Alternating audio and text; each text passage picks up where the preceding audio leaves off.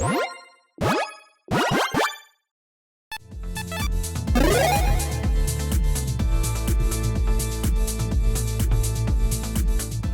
everyone, Mitch coming in for the Commander's Quarters temporary studio. Welcome to the show.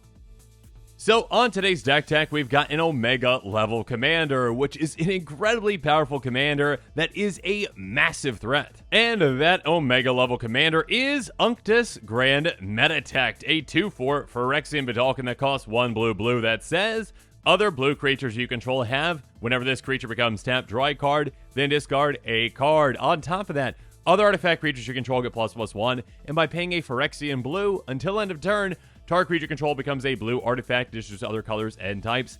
Activate only as a sorcery. Basically, that first part, well, in combination with that second part in some ways, is incredibly broken. Having it so that whenever any of your blue creatures become tapped, you get to loot can help you easily just go through your deck in absolutely no time. And there are plenty of ways to benefit from drawing, well, basically your entire deck, or, benefits from drawing cards, or benefits from discarding cards.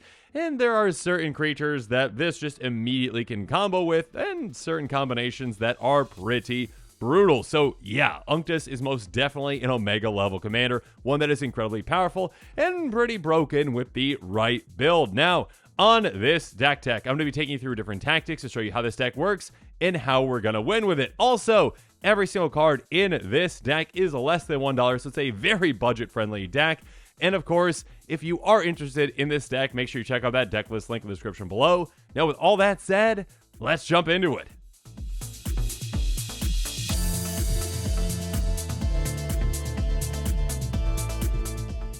Now, first up, there's Wayfarer's Bauble. Pay 2 taps, sacrifice, get a basic into play tapped. Yeah, a great way to start off our ramp package. Speaking of which, plenty of fantastic mana rocks that we're going to be utilizing as well. Arcane Signet, Felwar Stone, each of which can basically tap for blue. Mind Stone, we can sacrifice it to draw a card. Speaking of efficient, we've also got Prismatic Lens, Liquid Ball Torque, and Fractured Power Stone at 2 mana. They each tap for a colorless, and Liquid Ball Torque can turn some non-land permanent into an artifact until end of turn. Next up, 3 2-mana rocks that enter the battlefield. Tap Sky Diamond, Ebony Fly, and Guardian Idol. Sky Diamond taps for a blue. Ebony Fly and Guardian Idol can both, though, turn into a creature, which again, our commander can make into a blue creature to ensure that we can gain that looting if we attack with them. And finally, we've got Firebind Vessel, which enters the battlefield tapped. It can tap for 2 mana different colors. A very efficient mana rock, and one that can actually combo with something else that we'll get to here in a bit.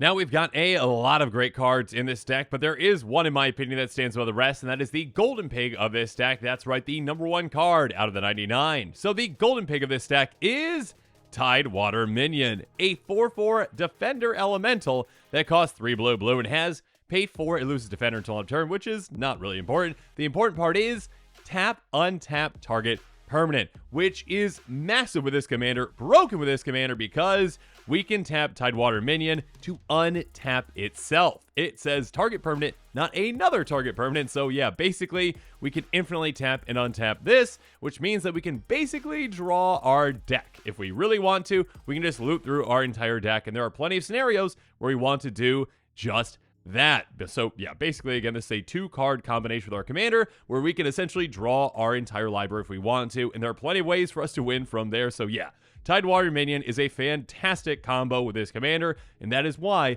it is the Golden Pig of this deck.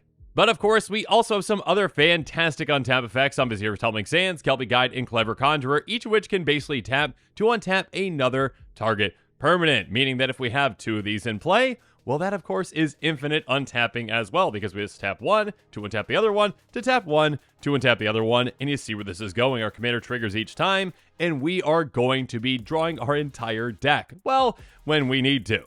Next up, we've got some other great untap effects, but ones that are a little more limited because they do cost mana with Niblis of the Breath, Puppeteer, and Tideforce Elemental, each which has pay a blue, tap. You may tap or untap target creature, and Tideforce Elemental can actually untap just when we have a land come into play. Regardless, these are more limited, but they are still effective, especially since we have other creatures that can tap for other abilities.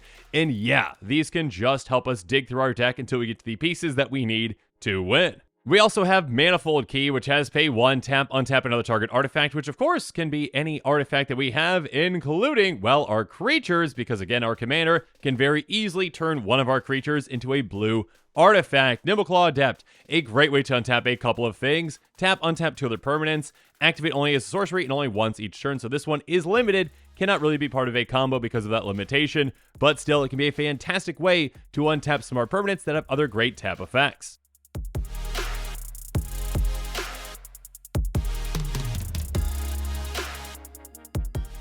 Another great untap effect, and one that actually does go basically infinite with that Firemind Vessel I mentioned earlier, is Telekinetic Bonds, an enchantment that says, whenever a player discards a card from their hand, you may pay 1 in a blue. If you do, tap or untap target permanent. So, in combination with any of our creatures that can tap to untap another target permanent like Vizier of Tumbling Sands, we can keep untapping our Firemind Vessel and untapping our creature, because we're going to be discarding a card again with this combination thanks to our commander. Dramatic Reversal, untap all non-land permanents you control. This is a great way to just say, you know what? We've got all these tap effects. Let's do them again. Let's loot even further. Speaking of which, Turnabout. Choose artifact, creature, or land. Tap all untap permanents of the chosen type target player controls, or do the exact opposite. Untap all tap permanents of that type. So yeah, if we've got a lot of creatures in play with a lot of great tap effects, let's untap all of them for some massive impactful plays.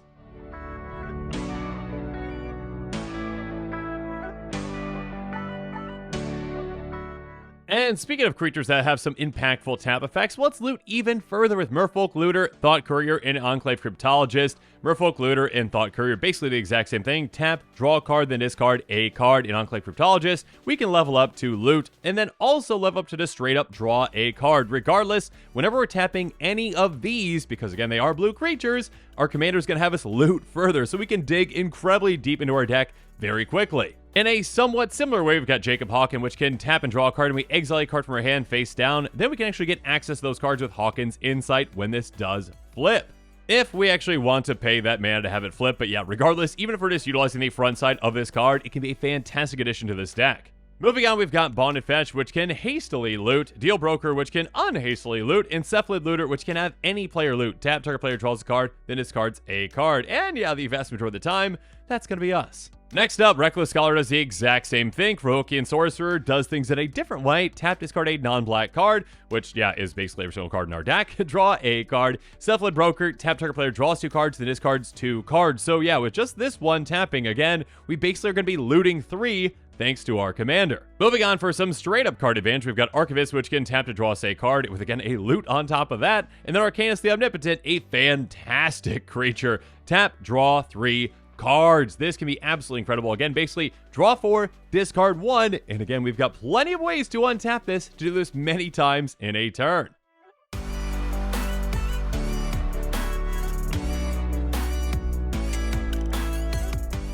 But next up, we also have some ways to take advantage of what we already want to do with this deck. Curative Mystery says, whenever you cycle or discard another card, scry 1. So now whenever we're looting, which again is going to be a ton throughout the game, we're going to be discarding those cards and scrying a lot. So basically setting up our next card draw. Thought Reflection, draw even more. If you draw a card, draw 2 cards instead. So now instead of looting, we are getting straight up card advantage. Basically, draw 2, discard 1. We can get through our deck in absolutely no time. A Zombie Lady of Scrolls can help out as well. Tap and untap Wizard you control. And yeah, we've got a lot of them in this deck. Draw a card. Moving on, Quicksmith Spy is also great in this deck. Enters the battlefield, target artifact you control is going to gain tap, draw a card for as long as you control Quicksmith Spy.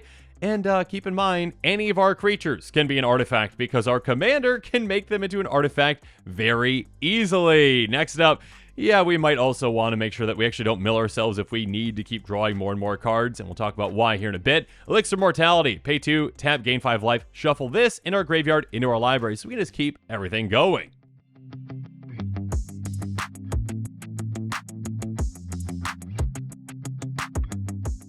But when it comes to messing with our opponents, we've also got some fantastic ways to do that, like Opposition, tap an untapped creature you control, tap target artifact, creature, or land.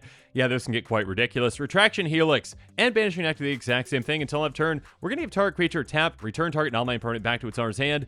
Yeah, that creature can just become a bounce effect, essentially. And of course, again, we've got plenty of ways to untap that creature to keep doing this again and again and again. And speaking of bouncing, we've got some low-the-ground spells that can help us out as well. Alchemist Retrieval, bounce one of our things for 1 or an opponent's things for 2. Geist Wave, bounce a non-land permanent back to its owner's hand. If you control that permanent, you draw. Depart the Realm, a great foretell spell that can bounce a non-land permanent. And next up, how about some massive bounce spells with Spectral Deluge and Engulf the Shore? We're going to be bouncing each creature opponents control toughness X or less back to their hands for X the number of islands we control. And we can, foretell Spectral Deluge. And Engulf the Shore is going to be an instant that can come out of nowhere. We've also got some other effective big bounce spells with Brawl's Expertise, return to 3 target artifacts and our creatures back to their hands, and also we get to cast something for free that costs 4 or less. Aether Gale, bounce 6 target non-land permanents for just 5 mana, and River's Rebuke, 6 mana, bounce someone's entire board, bounce all their non-land permanents.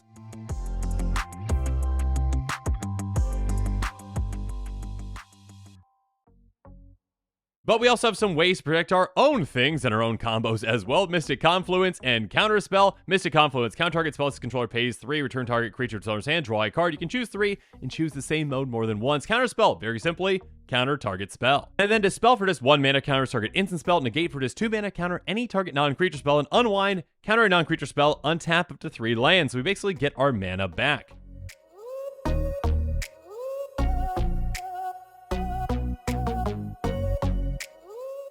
Finally, let's talk about some ways to actually finish our opponents off. What do these combos do? Psychosis Crawler. Whenever you draw a card, each opponent loses 1 life. Yeah, it's a very efficient, very effective way at taking out all of your opponents. Again, if you've got one of those combos going where you can basically draw your entire library, your opponents are going to get taken out incredibly quickly and efficiently with this. Ominous Seas. Make a ton of Krakens. Basically, whenever you draw a card, you get a 4 shadow counter on this. You move 8 of those counters and get an 8/8 Kraken. You can get a massive army very quickly. Speaking of which, Chasm Skulker. This becomes massive. Whenever you're drawing cards, you get counters on this. Then when this dies, you're going to get that many blue squid creature tokens that are 1/1s that have Island Walk, so you can have an incredibly large army after you hit your opponents with this incredibly large creature. And speaking of Krakens, well, Nadir Kraken has whenever you draw a card, you can pay 1. If you do, you get a counter on this, and you get a 1/1 Tentacle. Drake Haven works on the other end of things. Whenever you cycle or discard a card, pay 1. If you do, you get a 2/2 Drake with flying. So now we can actually benefit again from that looting. Soul Conduit, a way to actually benefit from our commander's other ability. Again, pay a Phyrexian blue. We can just keep doing that as many times as we want. And yeah, we can get our life total down to an absurdly low number, like, 2 or 1. By paying 6, we can tap and 2 target players exchange life totals. So, another opponent might be at 40. We might be at 1. Now we swap. They're at 1. Yeah, there are plenty of ways to take them out from there.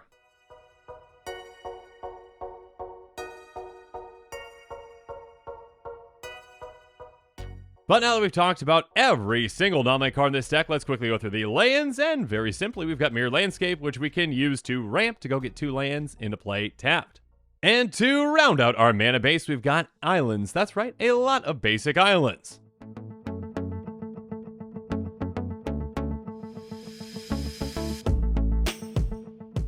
Now, like I mentioned at the beginning of this episode, every single card in this deck is less than $1, so it's a very budget-friendly deck, only costing $19.11.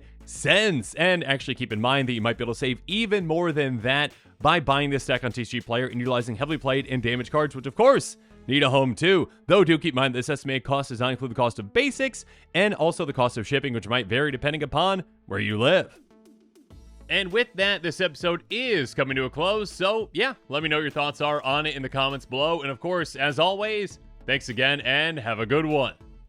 This show and episodes like this one are possible thanks to viewers like you. If you're looking for an easy way to help support this show, make sure that you like, share, and subscribe. Also, hit that bell notification icon so you don't miss any new episodes. You can also go check out our playmats and other merchandise at thecommandersquarters.com. We also have a ton of brand new t-shirt designs in stock, so make sure you check out those as well. Another easy way to support this show is with our TCG Player affiliate links. So whether you're buying a deck or individual cards, you can use this general link right here or one in the description. And the final way that you can support this show is by supporting us directly by becoming a patron. There are many benefits to being a patron, and I truly couldn't do this without all of their support.